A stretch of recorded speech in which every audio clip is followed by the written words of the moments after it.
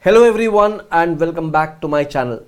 If I ask you a question, can you imagine yourself to be in a place where there are no banks, no government involvement, no paperwork, there is absolutely no middlemen involved. You can still buy properties, you can make payments, and you can do any kind of transaction you want to without involvement of banks and other middle parties. You can transfer money from one place in the world to the other place in seconds without involving middle people. Sounds little futuristic to you, right? But let me tell you, we are already into that future. And here we are talking about a wonderful aspect which is an upcoming thing in the field of finance titled as digital assets. So, some time back when there was this kind of concept that was getting evolved, blockchain technology, cryptocurrencies, tokenization, that time people were definitely taking this as something which is maybe very complicated or very difficult, or why should we learn it anyway. Now if you believe that this is a far-fetched future, then you are mistaken, my friends. This is the reality that is already knocking at your door. Digital assets and this upcoming concept in finance has now been introduced literally at every examination curriculum as part of your syllabus structure, and you have to prepare it. You don't have to avoid it. You can't actually avoid it. And why to avoid it? It's a beautiful concept. It's a fun learning thing, and it's, see, always change is always for better, correct? We are adopting this change because it is for better. From the traditional approaches of transactions to the modernized version of digital transactions and electronic transactions, we are changing. The world is evolving and new things are always coming into picture and replacing simultaneously the old concepts and old systems and old technology, because the new is always better, and that is why people adopt it. So we are talking about what are digital assets. I would say you should know first of all what is an asset. An asset could be considered as a resource controlled by you which has capacity of generating future economic benefits for you, correct? The benefit should come to your pocket, it should flow to you. If this kind of asset is not having any physical presence or a physical form, but it is existing digitally or electronically, it can be transacted electronically, it can be bought or sold again digitally or electronically, without any physical form, without involving any middle party, then what? Then those assets can become digital assets. Digital assets can take form of cryptocurrencies. They could be examples where you can talk about tokens, or you can talk about digital art and digital certificates. Basically, suppose in real life if you own a property, what is the proof that the property belongs to you? What is the proof? The proof is the title deeds to that property is registered into your name. If it is registered in your name, and who is providing the evidence to that? The registrar of properties.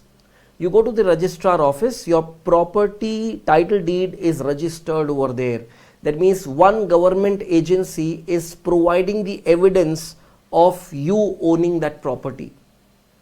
But why do we need an external party like government to provide me a proof of my own property? Why can't I myself have a proof of my own property witnessed by everyone in the world? Let that certification be a digital certification and let it be witnessed by the whole world. Let it be open to everyone, knowing that this is my property, this belongs to me. This is the change we are seeking from the traditional approaches to the modern approach of digital assets. So, from an investor's perspective, if you talk about assets, it could be various asset classes like investing into equity, investing into bonds.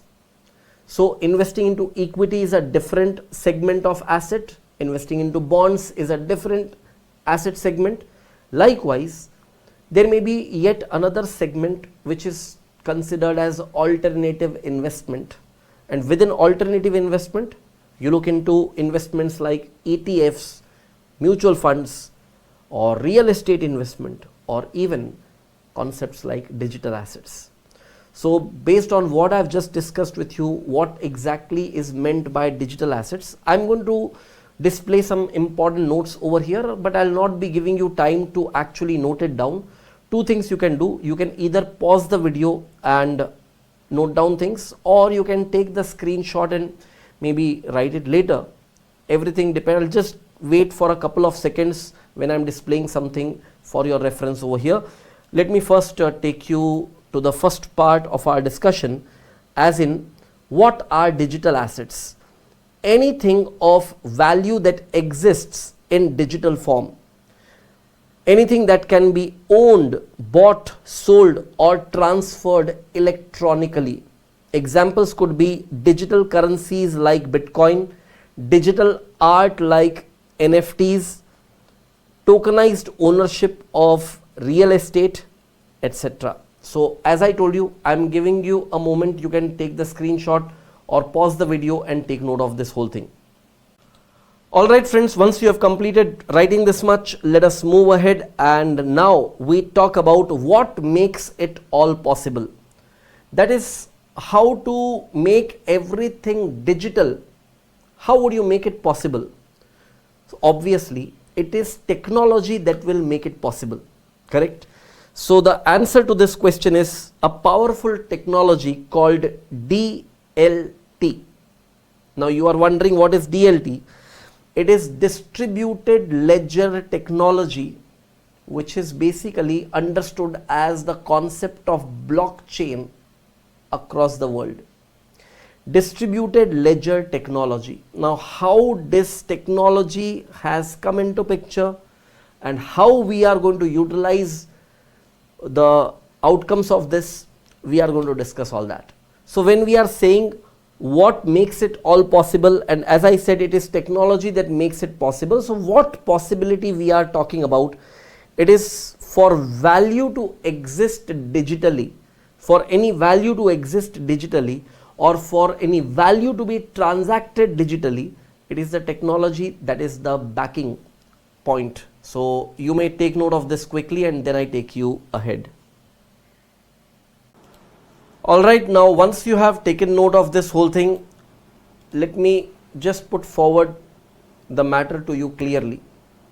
Where we are talking about digital assets, you have to understand how would you live in a world where assets in the physical form simply do not exist. That means they do exist, like you will have a house property, but there is no physical title deed needed for that. It is a digital certificate that certifies that this is your property. So this is what we are looking into. So what is the role of technology? We are shifting from physical certifications to digital certifications. Basically, imagine that what is the proof that you have money with you? So you have either a physical cash balance lying with you, or that money is deposited with a bank where bank certifies that yes, this person's so much money is lying with us. Why do you need a bank as an individual organization to give proof of what money you have? Why can't this be like open, and if anyone wants to check, they can check that this person is owning this much wealth, or this much wealth in the form of money, this much wealth in the form of property, and so on.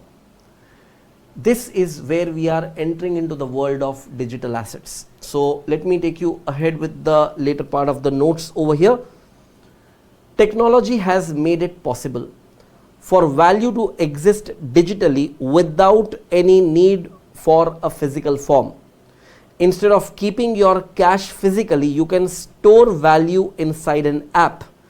Instead of a paper certificate for land, you can have a digital certificate recorded permanently on a secure online system.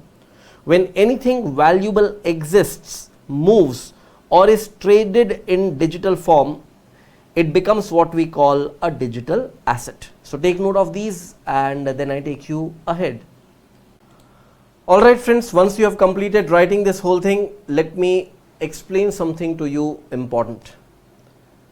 Now think of, say, watching a movie. Everyone likes watching movies. There was a time, there was an era where the only way to watch a movie was to go to a theater, you buy a ticket from that cinema hall and you just enter that cinema hall, watch the movie, get back home with a smile in your face, with that satisfaction of watching that movie. Then came a little different era where at your wish, whenever you want, at your home you can sit and watch movies. There were video cassettes available. You can play it in your video player. Later on, technology further evolved.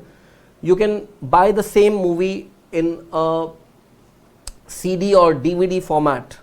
Blu-ray discs were available for bringing utmost clarity in visuals and sounds for you.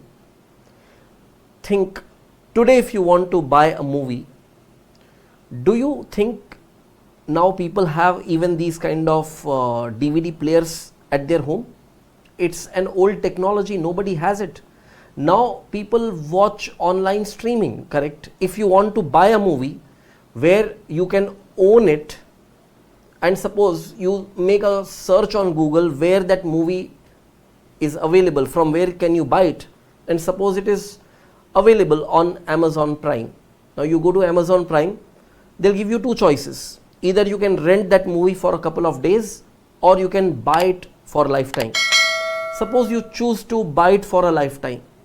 So as many times you want to view it with your family, with your friends, or you want to sit alone and watch that movie, you can do it any number of times. That is now your property, your asset.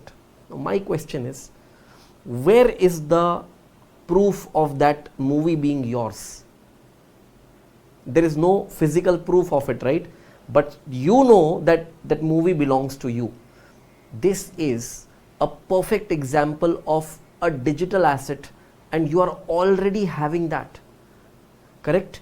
So if you are owning it already, you just have to make sure that where you will find its presence certifying that it belongs to you, that presence is only digitally. It is not having physical presence. There is no physical certification available. It is a digital presence only, and the authorization for you to watch that movie as long and as many times as you want, it is also available digitally. So let me give you this piece of information in the form of proper structured notes. Imagine you buying a song on iTunes or Amazon Music. You didn't get a CD or a cassette or a physical file, but you still own that song digitally. So what conclusion can we draw? An asset is anything valuable you can own or trade. A digital asset is the same thing, just existing electronically rather than physically. It can be a currency, a document, an artwork, even ownership of a property. So make sure that you have taken the screenshot, or you can pause the video and take note of this, and then I take you ahead. Alright friends, once you have completed writing this much, let us move ahead, and now we talk about one thing: how we secure, record and trade these digital assets. So that is all because of the distributed ledger technology, or what we call as blockchain.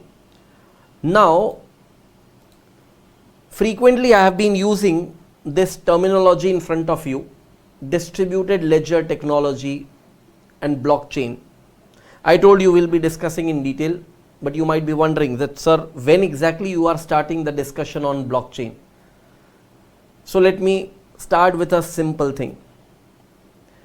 Many a times what I do is I make notes for you, and that notes I make in my computer system, and then electronically I convert that file into PDF and send it to you either by email or WhatsApp.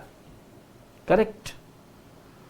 Instead of creating that file on my PC and then sending it to you and then you downloading that file, why can't I follow a quick process of creating a Google Sheet? If I make a Google Sheet, not just me, even you have access to it, depending on whether I have provided that access to you or not. So if I have provided all of you access and I have asked you to start putting in data from your side, simultaneously 100 people are having access to that same sheet, and one person making one change, it is visible to all 100 people. We can call it as a digital diary. Yes or no? Now, what is the difference between a personal diary and a digital diary? A personal diary would be lying on my table in a physical form, where only I am authorized to write and only I can read it. I can allow someone to read it physically only and only on my permission. But if it is a digital diary like a Google Sheet, it's like open to everyone who has access to that, and anyone can make entries and anyone can, read it, as in what is happening, the most real time experiences you will be having. So this blockchain can be treated as this digital diary. Now see what happens. Because there is something targeted as elimination of middle parties like banks. Suppose I want to make a payment to Sharon. Suppose I owe $100 to Sharon and I want to pay her this amount and settle the debt. So I owe means I have to now fulfill my obligation to make the payment. With a bank transfer, it appears from my bank statement that I have transferred $100 to a referred account, which is typically an account designated to Sharon. Means my bank and Sharon's bank can confirm that this transaction has happened. So I have instructed my bank to make the transfer to Sharon's bank, and Sharon's bank collects that money and just adds it to Sharon's account, and the transaction is complete with a digital evidence like yes, the transaction has happened. But imagine from this whole transaction you eliminate my banker and Sharon's banker, but I still want to settle the payment. How do I do? That means when you are removing these middle parties like banks, so right now we are so much tuned into the fact that we will have to make transaction through banks. Oh, one thing, if you are transacting through banks, one thing is there is ease of settlement and there is proof of settlement, correct? Ease of settlement as well as proof of settlement. The moment I say that no, let us eliminate banks from the scene, now there a suspicion starts in your mind, because you are not used to that pattern of transaction where bank, how can you eliminate bank from a monetary transaction, is the first doubt that will come into your mind as a big question mark. How can you eliminate bank? But that's the fundamental idea of eliminating that bank from middle. Ultimately it is me, Nikhil, and Sharon who are the two parties involved. Why should an intermediary come for a small transaction of transferring $100 to my friend? Correct? So what I'll do is, I will transact with Sharon digitally, where there is a transfer of digital currency between me and Sharon to the tune to $100 value. And this transfer is happening in presence of say some 500 people. 500 people are acknowledging that yes, this transaction has happened. people have validated. So tomorrow Sharon cannot claim that Nikhil sir did not give me this money, correct? Because it was kind of witnessed by so many people. So many people have witnessed it. This is blockchain technology. Technically, how does it work? I'm going to explain to you in detail, but see, our objective is not to go into too much of technicality because technology is not our subject, right? Finance is our subject. So you understand, technology exists which has made this possible, but we are the people who are going to analyze this rather than going deeper into the technology aspect of that. So, but knowing that technology is definitely important. So we are definitely going to bring those technical issues also in our discussion at a little later stage. But as of now, keeping the discussion quite light and simple for you to easily understand, and make sure that this is not that complicated which many students perceive that, oh my god, digital asset is something that is too difficult to understand. It is not. So when I gave you these small examples of a digital diary, you know, where I'm making a Google sheet where what I write other people can read instantly, real time. There is access given to other people to make, you know, additions from their side in that sheet. So let us dive little deeper into the matter about how exactly this blockchain works and what is the exact technology. So what is blockchain? In traditional assets, a bank records your money balance, a government office records your property papers. But for digital assets, we need a system that doesn't depend on any one bank, company or government. We need a system that everyone can trust without trusting any one single person. That system is called blockchain. So what we are going to actually do over here, we are going to understand this system and bring this system into practice. And the way I have introduced this concept to you, don't ever forget, just imagine blockchain as a digital diary which is accessible to many people at a time. So again, in case you want to take note of this, quickly take note of this and then I take you ahead. Alright, if you have taken note of this, let us move ahead. And now, under the same question heading, what is blockchain? We continue our discussion. Think of blockchain as a digital diary, but unlike a normal diary where only you can write, in a blockchain, everyone can see the entries and everyone agrees on what's written.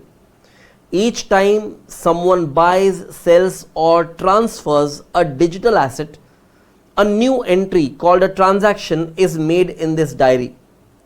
Once an entry is made, it cannot be changed, deleted or tampered with. It stays there forever, safe, transparent and verifiable by anyone. Now this is a brilliant feature of blockchain. So you just first take note of this and then I'll begin with the explanation over here. So what exactly did we see over here? We are talking about that digital diary where many people will be having access. And now you are trying to record a transaction. Once a transaction is recorded, it cannot be deleted, it cannot be edited, it cannot be tampered with. That is where people will have that trust. Now suppose even if you have entered into a wrong transaction, for example, instead of transferring $100, if I made a transfer of $1,000 by mistake, then you cannot edit that. You may request the counterparty to make another counter transaction to give reversal effect of that, either wholly or partially, depending upon situations. Therefore, when everybody is aware of one thing, that once something is written in that digital diary, it cannot be altered. So suppose you are just entering a message to your friend and after sending the message, say on WhatsApp, you then found that there was a spelling mistake and you want to correct it. Nowadays, WhatsApp is allowing you to edit that message. Earlier, it wasn't allowing you. So earlier, what we used to do, when you send a message and you find that there is a typo error, you would just simply, follow up a message with a star mark mentioning the correct spelling, or if something has been mentioned incorrectly, you just re-refer that earlier message and make a new entry. You don't alter it. So this editing is not permissible in blockchain concept, and that is where the trust building begins. How can you have placed your faith in a system where things are editable? The moment things are editable, you will have a concern. But where things can never be edited, can never be deleted, can never be removed, can never be altered, can never be tampered, there will be a faith automatically gets built up in that system. So it stays there. Once you enter a transaction in the blockchain, it stays there forever, safe, transparent and verifiable by anyone. So moving ahead, now what we say, again in the same context of the same question, what is blockchain, we will further say, imagine the diary pages are like blocks and each new page is connected to the previous one through a secret code called a hash. As more transactions happen, new pages or blocks are filled and linked one after another, creating a chain of blocks, which is why it is called a blockchain. So while I am discussing these concepts with you, I am not allowing you, time to note down everything. Instead, what I have instructed to you, you may take screenshots every time I am showing that same thing on slides, but later on, important pointers you may want to note down.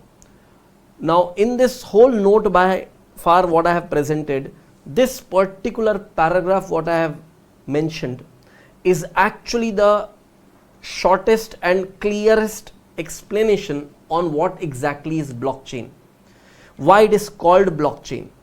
So you are creating transactions after transactions. So the way in a spreadsheet or in a Google sheet, you enter one transaction or you make one entry, it is occupying a cell. Here there is occupation of a block, and each block is connected with the previous one through a hash, that is basically through a code referred to as a hash, and we look it as a connection of one block with the other block through a chain, and that set of blocks and chains is what we refer to as blockchain. So I want you all to always just have one fundamental clarity. Always perceive this as a digital diary or a spreadsheet where people are making entries with one restriction, that once an entry is made, you cannot delete it, you cannot edit it, you can keep on making more and more entries. Everyone will be having access to that, and anyone can enter anything, but once something is entered, cannot be altered, and that is where the faith building begins. So later in that content, I would say decentralized, no single person or company controls it, it is transparent, everyone can see the transactions, secure, once written it cannot be changed. Because of these features, blockchain is considered one of the most trusted ways to record ownership and transfer of digital assets today. So just take note of the whole thing. I mean, you can pause the video and take note of the whole thing, or you can take the screenshot, whatever you want. Alright friends, once you have completed this, let us move ahead, and now we ask, how do people agree that a transaction is valid before it is recorded? Who verifies that and who approves it? Now here comes a question which could be challenging the trust that you can place on this system. A question on the faith building. So there is a mechanism called consensus mechanism. That is what we have to understand over here. So as I told you earlier, like suppose in that example where I have to make a transfer of payment, like I have to make a payment to Sharon amounting to say US dollar 100, and I am making that transfer digitally where multiple people are observing that. So what people would observe, was Nikhil actually owing that much money to Sharon prior? One thing. Second thing, did Nikhil have that much money belonging to him that he is making this payment to Sharon? Third thing, did Sharon receive this payment? All this is tracked, and it's not that manually people have to look into it. This is tracked electronically and digitally, and that is where you need to understand the technology part of it. So that mechanism that gets involved is what we call as consensus mechanism, which has two types of evidences: proof of work and proof of stake. And what I am going to do, because this whole discussion is going to be long, I'll be dividing the whole thing into multiple parts, and it is basically the next part where I'll be focusing more on the proof of work and proof of stake, and then at later parts I'll gradually introduce the concept of tokenization and explain to you different forms of digital assets like digital currencies, digital tokens, digital certificates, and so on. So as of now, when we are talking about this consensus mechanism, let us note down something important. So what was the question over here?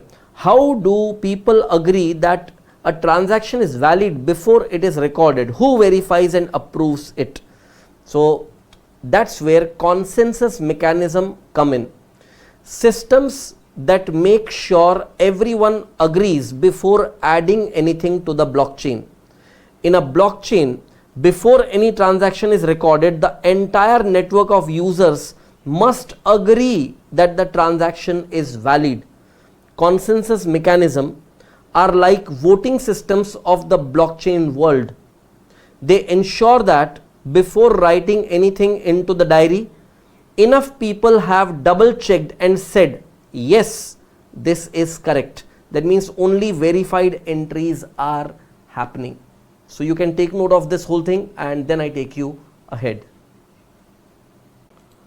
Alright friends, once you have taken note of this, let us move ahead. And now we would say only after consensus is achieved, the transaction is added permanently into the blockchain. This is exactly how blockchain reaches consensus, but not manually. It happens digitally and automatically. I also mentioned to you that the types of consensus mechanisms could be broadly categorized into two. One is proof of work, that is POW, and proof of stake, that is POS. And it is the later part where I'm going to discuss these matters in detail.